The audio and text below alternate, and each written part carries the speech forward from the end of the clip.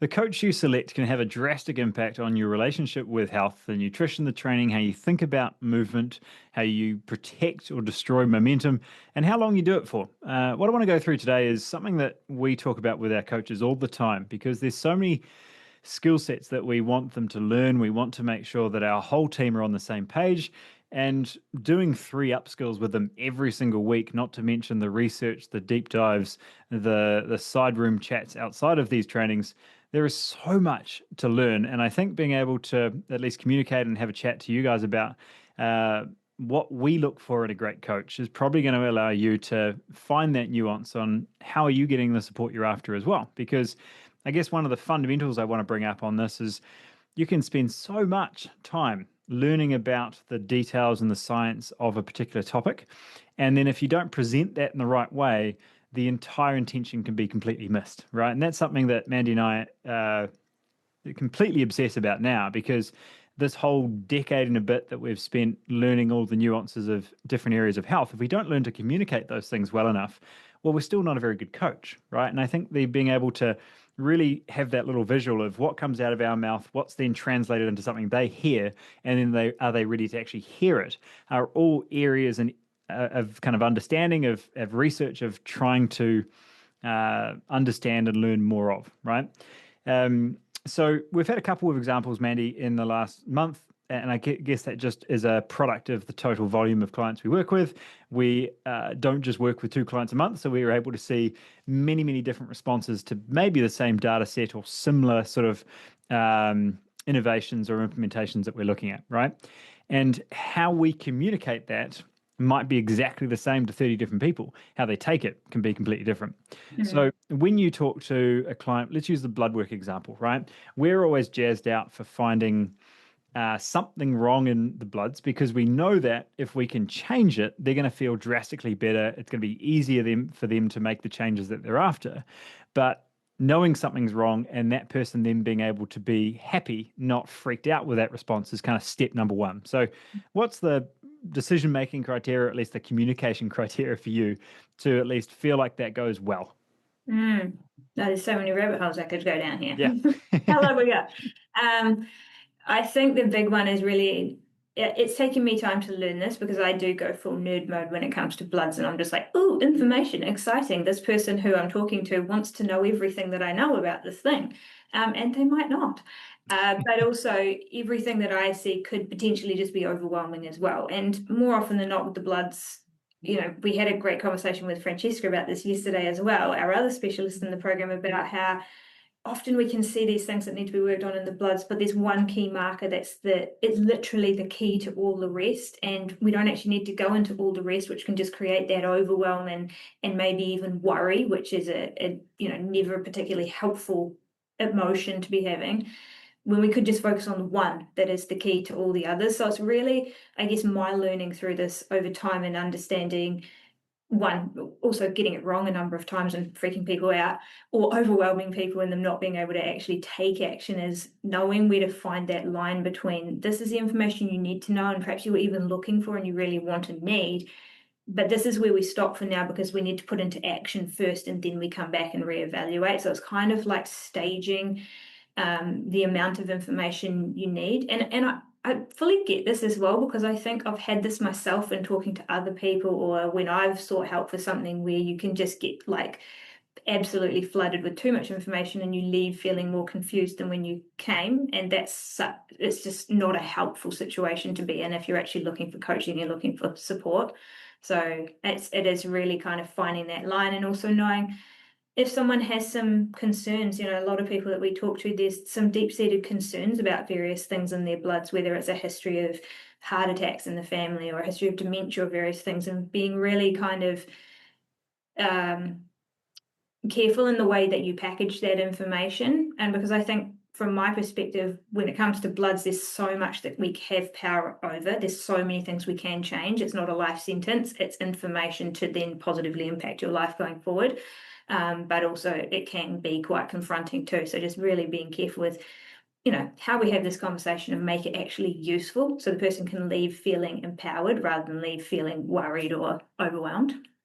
Yeah, there's 2 parts that I want to pull out. The first one is If someone is adamant that the reason they can't drop body fat is thyroid related, right? Mm. We can't just say, well, don't be silly. There's other stuff you need to put in place. Many times we have to be like, cool, let's go down that rabbit hole with you, find the light at the end of the tunnel and make sure that either if it is the problem, how do we really support you out of that, like we have with many clients, or actually there's some numbers that are a little bit low, but based on X, Y, and Z, there's another number that's even more important. So let's spend our time there.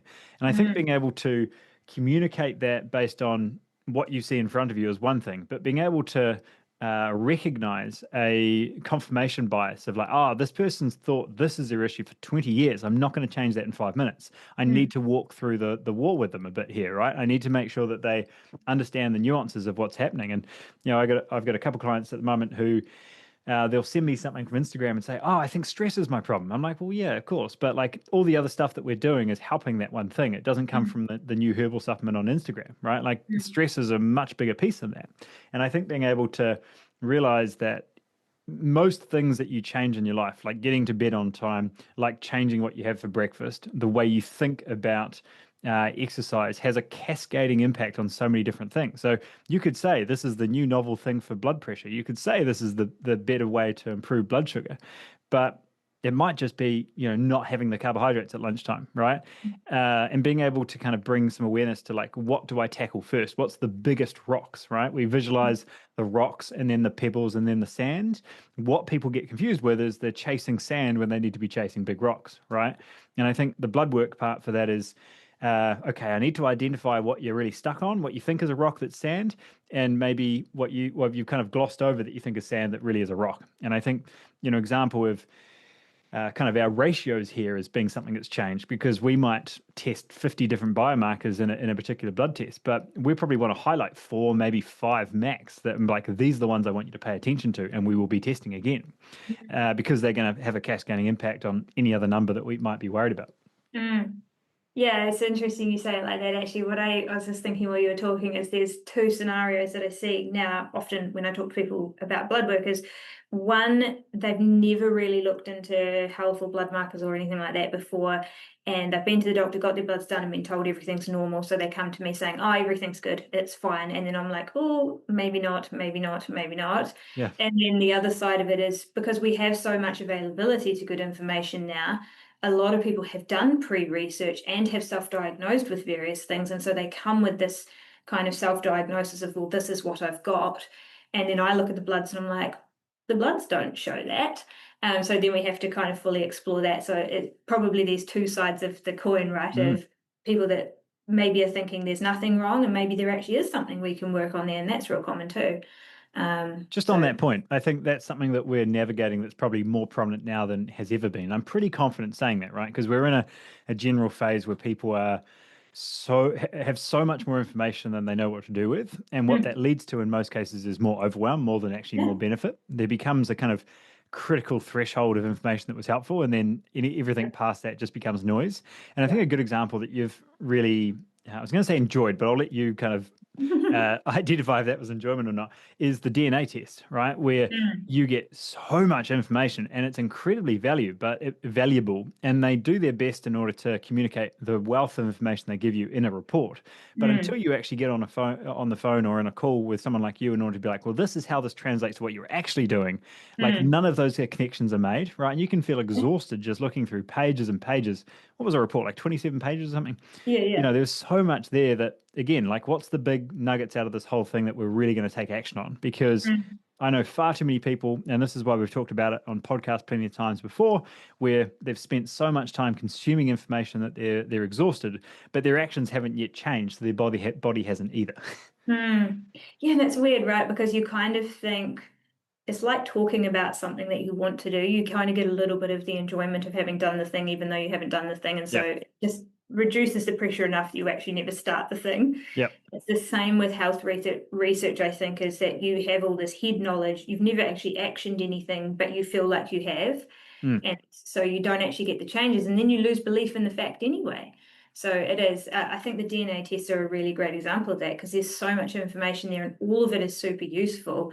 But being able to actually pull it apart and say, well, these are the big ones based on what we're seeing in your bloods and what you're experiencing right now and what we're trying to work on right now. And this is a really big thing, I think, is you can gather all the data, but if you don't know what the focus of the individual is, then it's all pointless. We need to know what is it that you're actually trying to achieve right now. You're trying to drop weight, you're trying to improve your energy or improve your sleep, or what's the actual goal? And then what does all the information that we've gathered for you say about that specific goal and the action step we should take from there? And the DNA is such a good example of that, because that's something you can just come back to and come back to and come back to because it never Mm. changes. Yeah. So it's pulling out the key nuggets to actually be like 27 pages of information. Here's the one thing we do. Yeah, yeah, yeah. And so how does this actually translate to you as a listener? I think the big part here is we all need to be super careful of where those cognitive biases come through, right? You and I are the same. There's something that there's something recently, I can't remember what it was, but it was like something that we both thought was true from like 2015, 2019. And then we saw a new study come out like 2023, and we're like, oh, that's actually changed quite a bit. Like we need to kind of rethink our process around that, right? And just that's one example of like hundreds, probably in the last like 6 months, Yeah. where we're constantly pushing up against like if this is better for our clients, we must do it. Mm. If this is more relatable, this is more realistic, this is more effective, this is going to help more of our total clients, why are we not looking at it? And I think just understanding that it doesn't matter how intelligent or smart or logical that we think that we are, it always comes back to there's a bit of a rose tinted lens that I'm looking at this stuff through because there's stuff that feels familiar and that I've done previously, right? Mm. So being able to, there's two parts of this that I want to unpack. The first part is what does the client want to hear versus what do they need to hear, right? That's always really, really relevant. And I'll bring the thyroid example up again, which is, oh, I need to fix my thyroid. I'm like, and what next, right? You've still got to eat well instead of having a bag of chips for Tuesday. I was going to say Tuesday, but for like lunchtime, and calling it your thyroid problem, right? It's a chip problem. And then the second part is that, okay, how do I respond to this one? Is it going to be an emotional response or a logical? And as you kind of alluded to, it's kind of both. But if I'm getting a strong response from someone and I'm trying to respond logically, that's not going to help. And vice versa, right? If it's all emotional and they want a logical response. So Mm. as the listener, I guess on the client side, I always push back on this as we take immense amount of responsibility as a coach in order to show up to that conversation as informed and as equipped as possible, but also being able to train in many ways, for lack of a better word, our client to show up as the best coachable client they can is very important as well, right? So I know a lot of our clients listen to this. What are the key things on your side that hopefully come up from this at least of being like be careful of looking for what you want to hear rather than what actually needs to be done. Mm. Mm. Well, I think it correlates really strongly, right, with what you said before about that us needing to keep up to date with the information and be open-minded enough to be able to change things we've once said to as the science evolves. Yep. It's literally the scientific mindset of what was right once might not be right tomorrow. Yep. Um, and there is an emotional component to that because if you got too emotionally connected to the thing that you thought was right, you then find it hard to give up when it's proven wrong 10 years later or whatever. But Yeah. the same, I think that's the same thing you run into with individuals as we're working to change past habits and stuff is we've emotionally connected ourselves to the thing we did that we thought worked. And so we run into this, we're not just changing a habit out of logic, but we're actually changing a habit that's emotionally attached to an individual as well. And I think one, from a coaching perspective, we need to make sure that we're allowing to the individual to take the lead on that, like bring up the topic, but you're still in the driver's seat as the client, because you're here to get a result. We're just here to help you achieve that. Like it's not Mm. our goal, it's your goal. So that's from the coach perspective, but from the client perspective, it's kind of assessing when you run up against the edge of something that's hard to change because there's an emotional response to it, like kind of zoom out on it a little bit and be like, why am I attached to this? Why am I responding in this particular way? What is this? And a good example would be that probably where I see this the most would be with blood sugar markers, actually, because they're the things that tend to creep up and they're glossed over in the medical space until you're diabetic. Most people want to know before they're diabetic, but they don't get told until they're diabetic. Then when you tell them, it's really confronting because it's a scary concept to be diabetic. And so there's very much a reasonable emotional response to that information. But once you've processed that emotion, it's zooming out and being like, why was I emotional with that? Because it means I actually am being confronted with some habits that have to change now. And then we get to apply logic to it. And you can kind of take it in as smaller steps as possible. And that's where the good coaching part comes in, because the coach is not going to be like, right, everything changes from now, but kind of what are we going to change? How's it going to look? How does this actually play out in your day, and guide you through that process? Yeah. The thought that comes out of this for me is what we talked about a couple of weeks ago, which is progress over weeks, not days.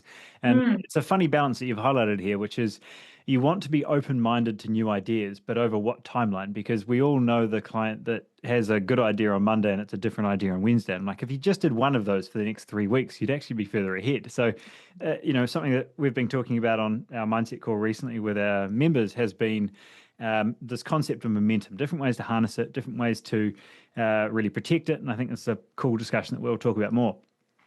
But momentum, in many ways, is an emotional response, right? Momentum is a feeling of like, I've got this, I'm feeling good, and I'm on the right track. mm, And if you're darting around from one thing from Monday to Wednesday, you don't find momentum, right? You just find ways to question what you're currently doing without any time frame to actually measure it over, which is a horrible mm. spot to be. Yeah, So it yeah. is kind of a not too much, not too little kind of discussion of be able to give yourself enough of an emotional connection to that thing, or just maybe it's not emotions, I'm not sure, but being able to give yourself the timeline to commit to the thing, which I Mm, assume there's some emotional commitment required in, and then allow a different response to at least have enough backing to be like, cool, within my next block of training or my next season of training, I'm going to try that. And that might be a nice little hint to what we talk about next week, but being able to kind of give yourself those seasons, those blocks and phases where if you're getting halfway through and popping your head up to find the 10 new ideas, that's the real problem, right? And I think mm, just as a side note for one of the filters that we sort of audit or audition clients coming into the program on is like, if you commit to this program, are you just following us, or are you following a naturopath, another nutritionist, a PT online, and a yoga instructor, all to find your perfect program? Well, it pretty much guarantees that you kind of get a diluted version of all five, right? Or however many specialists I just talked about, right? So being able to kind of get that commitment to one focus and then have those seasons to be able like, cool, based on this last scientific period of uh, only one variable changed, what do I now look at changing next time? Right. And I think that becomes a nice way to just check yourself on, yeah, that's what I'm doing. Are you like, what time period are we really tracking? I remember it was probably like a couple of, I always get spring fever, where you get that kind of like buds for spring and you just want to do like a million things. And I remembered, no surprises, I remember thinking about this probably a couple of springs ago. What if you still feel that energy, you still feel that momentum, right? But instead of scattering it over a million things, you honed it on one thing. And it's kind of like sunbathing. You can get a burn all over, or you can catch the sun through a magnifying glass and actually burn a hole in something, right? Do you want a little bit spread all over, or do you want to actually deal with a single thing? So you're harnessing the same amount of energy but putting it into one thing. And I think that it's a nice way to look at it too, like kind of what you said, how scattered is it, or how focused and intentional is it for a certain amount of time? Yes, there's emotion behind it, and that might correlate into some momentum, but how do we actually put that into, and I think this is again where we talk about seasons, and we'll talk about this more, is like putting a timeline on it, and identifying what's the focus, right? For the next 4 weeks, the focus is on this. And that's just my like kind of blinkered vision of this is all that I'm putting it into. 100%. Yeah. Before we carry on, I got a little tangent for you. I've been going to a chiro for a little while now, chiropractor, instead of massage, and just trying it out as a slightly different approach. And it's been nice that, at least with my new uh, specialist, she's been a little bit more holistic, and I've actually quite enjoyed it in a couple different areas. And we did a progress update the other day, right? Which is where you do a new set of photos, new set of measurements, or kind of to see where your posture's at, what sort of balance you have side to side, all of that stuff.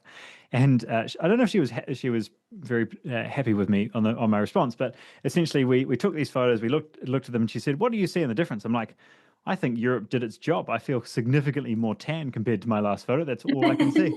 And from like a progress aspect of just little bits of tan over time, it's something I had to do considerably different than last time. Is not get completely sizzled on day one, and then flake away. So my progress on Cairo, if anyone wants to know, is I'm significantly more tan. Otherwise, I'll need to do more to find out any difference in tightness. Brilliant. I don't think the chiropractors want to hear that, Ollie. I've renewed, so I've got another lot to sort anything else. Hey, if I get more tan, then money well spent. Um, yes. So I was just kind of looking at the. No, I didn't have another focus there.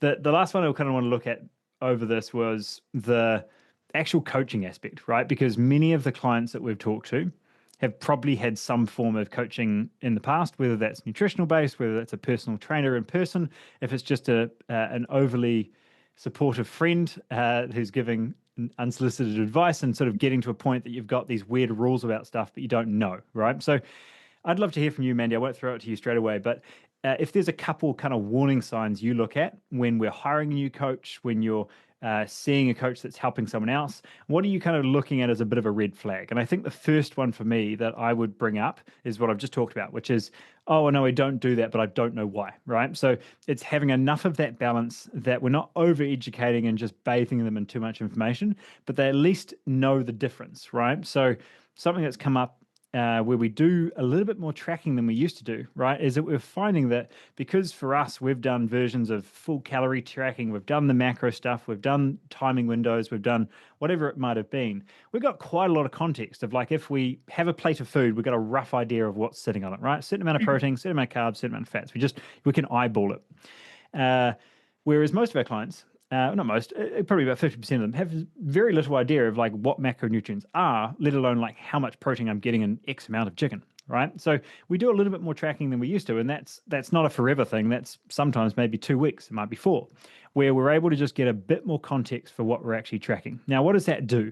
It actually educates the client on like, okay, I thought I kind of theoretically understood this, but now I can apply this to my day to day because when I go out to dinner and I'm not putting my food on some scales, I hope not, then you're able to be like, oh, that's roughly what I'm looking for, right? Whereas if a lot of people are looking at like 100 grams of chicken and say, oh, no, I just hit 100 grams of protein. No, like way, way off. You're at 30 grams at best, right?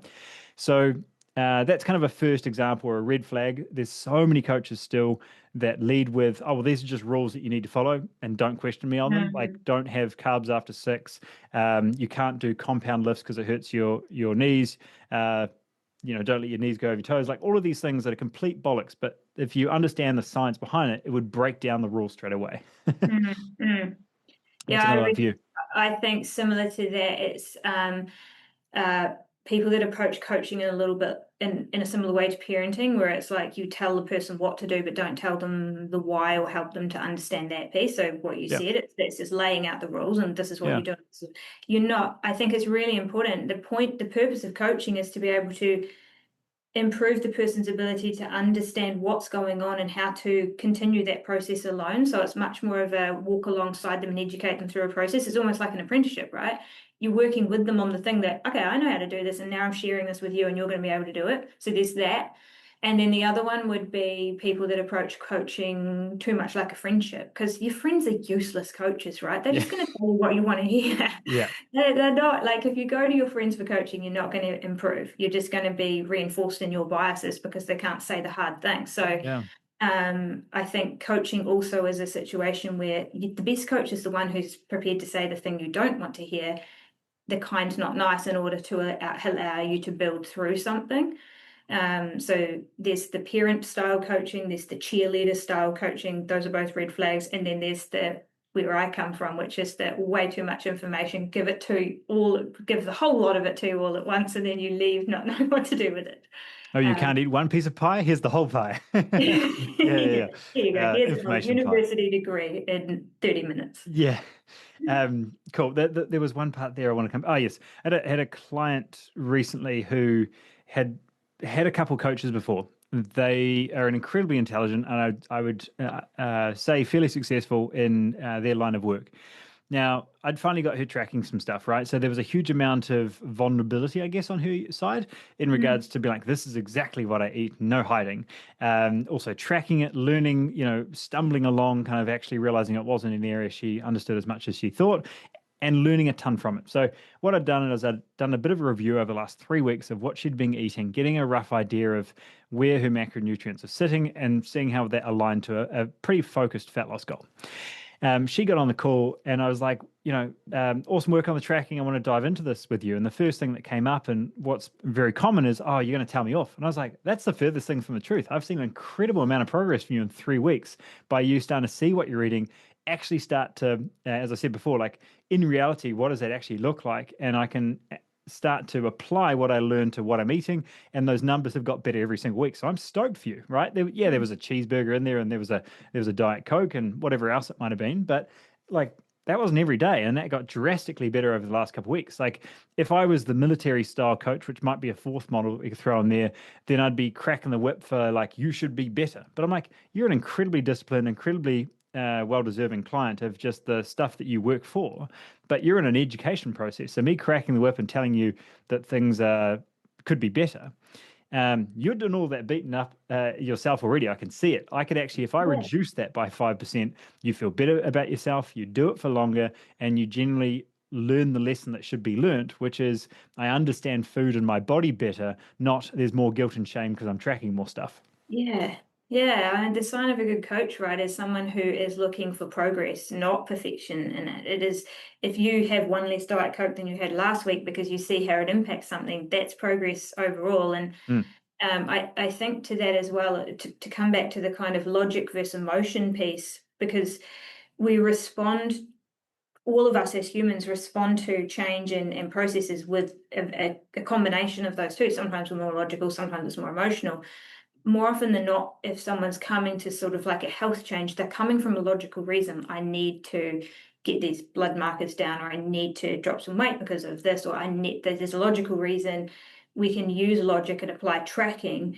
And then when you apply the tracking, that's when the emotion comes out, because suddenly you start seeing, oh, it's my habits and it's these things that I've done, and that's when then as a coach you have to be realistic and be like, you know what, we're improving now, we know what's wrong, now we get to work on those things. And it's not like cracking, like you say, cracking the whip doesn't help at that point in time, Yeah. because what needs to be applied is how do we make this better over time in a way that works for you. Mm. Yeah, and I think this could be fun for both of us because we both come from like our different versions of specialist, and I think that was pure logic, pure science, pure just overwhelm them and information. Whereas we've been able to kind of walk that path personally and then be able to help, lots of coaches now, I can't remember, 30, 40, 50 coaches at this point, develop those skills in coaching. And it's a space that it's so easy to say, well, this isn't taught in coaching school or in university or whatever, but it's because it's so applicable, ironically, in the same way that like logically or um, theoretically understanding what macronutrients are versus what they actually look like in application on your plate. It's kind of the Mm. same with coaching. So, what I don't want to do is feel like we're standing on a pedestal saying we're there. I think we very much are constantly reviewing each other's notes, getting an awareness of where we can improve, package things differently, communicate them differently, pause longer, listen, in a better way. But being able to have coaches that are learning alongside, we're bouncing each other off in regards to improving. And of course, from a client standpoint, I guess you guys as the listeners being able to clarify, like if you are working with a coach right now, what are the areas that you really get a lot out of them? What are the areas that you're kind of avoiding, either because it's not an area they want to focus on or an area you want to focus on? Kind of both parts of that apply, right? And just a quick example on this, you want to focus on building muscle, but your client's a CrossFitter, so you're doing more kipping or you're doing more body weight or whatever it might be. Like not relevant to your goal. Don't let the coach overpower your focus. But in the same way, and I did this with my wife this morning, which was she doesn't want to do split squats, but she needs to do split squats for X, Y, and Z in regards to what she strengthens. So it sort of becomes that's kind of a coaching moment, probably not as a husband, but we'll move over that one uh, to say, Right. okay, I'll use a better example. Otherwise, there's all sorts of areas here. A client needs to work on their glute strength, and they're like, oh, but I don't like these 5 exercises. I'm like, if it hurts and it's not the right fit for you as a person, then we won't do it. Of course, we want to find something that fits. But if it's the fact that you just don't like doing it, realize that that's because you're not good at doing it, and it's because you're not doing it at all. So let's do them. And I Yeah. think it's that sort of fine balance, like you mentioned, of not being a friend too much, where you kind of just become a pushover, versus not becoming so military that you're not listening to them as well. It's that subtle balance in between. So if you are working with your own coach, have that personal audit of, am I allowing my personal comforts to actually get in the way of quality coaching, and there being a bit of a pushover and actually allowing that to happen, because that's both sides. You can both take ownership for that. Or on the other side is they're going with their way, and either they're not listening to you or you're not showing their input of what you want out of it. And I think there's a real highlight of how much that's both parties have to come to the table, and how much true high quality coaching comes from a high quality relationship, and being prepared to want to change, prepared to communicate, and be very self aware of your own biases as well along the way. Yeah, such a good point. I think the highlight and I guess the takeaway for people listening is exactly that, that a good coaching relationship is a good relationship Hmm. where you get to actually get to the goal that you're working on. There'll be uncomfortable patches, but your coach is going to be there and help you through those. But it should be you leading the way on the thing to the thing that you want. So it requires some ownership and responsibility as the individual to show up to that. And you do this, Ollie, like where you're talking to someone and say, I can't even think how you'd word it, but what are the three things you're going to bring, ask people to think through what are the things that you want to talk about on the call that we have in 2 days' time. So it's like, come prepared, because you get more out of the whole arrangement if you come prepared, Hmm. knowing what it is you want and what needs work, and being open to kind of get those prods when you need it from a coach and take action on the things that, whatever needs to happen. Agreed. Yep. So, team, I'm going to leave that one there. I'd love to hear some takeaways from you. Again, yeah, I've had some really cool responses over the last few weeks. Shoot me an email, shoot me an Instagram message, and just tell me what one of these takeaways has been on one of our recent podcasts. If there's a topic you want us to dive into more, if there's been an aha moment, we'd love to hear them, because this just develops where we're at. And I think going into the next season of what these podcasts look like, I'd love to get some more feedback from you on what you want us to tackle more, because it has really been a combination of our personal talks being very tactical, topic based, and then these being more conversational and more sort of maybe opinion based, but hopefully, and certainly from the feedback we've had, a bit more insight into what Body Reset's about, what Mandy and I are focused on. And I'd love to know that we're on the right track. So shoot us a message, take that 5 seconds to send it to a friend, and get that sort of word out there. I'd love to, one, hear from you, and two, help this podcast grow.